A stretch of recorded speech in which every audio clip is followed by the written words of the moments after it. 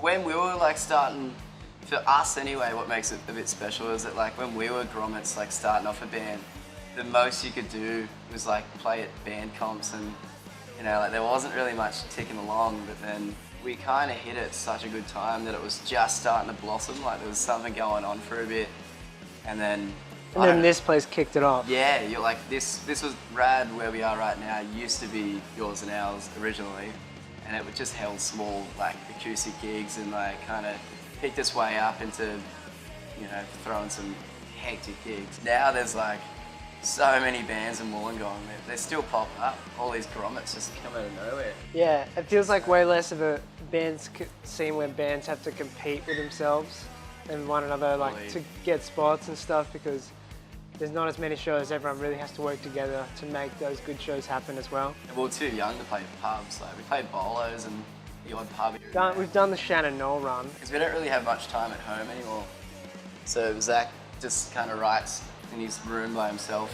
Yeah, I'll just like record something in a garage band and then try and finish it off as well as I can, and then I'll send it to Billy and be like, what do you think? And I usually just go, nah, room for improvement. and then he'll just hopefully start to figure out what he wants to do with drums on it, and then when we do get a rehearsal or something, or like before we have to go maybe record something, we'll have a few days and like just jam everything out and make some changes and see what sounds good. If it doesn't have that click within like half an hour of writing it, just leave it. Tell you what we did though, when we did have a dry streak, we started a joke punk band.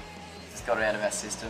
Read some great songs. Yeah, we were meant to write shit songs for it. We had pretty good songs. It's kind of a blessing in disguise when you write the album a year ahead and you listen to that album for like a year in advance of it being released.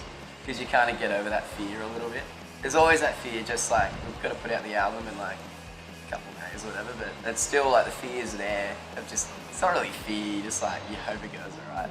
I think you don't really know until the shows, like the following shows you play. We play a festival like the week after or something, so it'd be interesting to see, you know, the whole new set is going to be the whole new album. So like, if they're not listening to the album, it's going to be a pretty bog set. It's like weird realizing that there's people that are really big fans that are really excited for new music and are probably going to like it, so it makes you feel a little bit better, a little bit safer. It's a bit of an artwork, isn't it?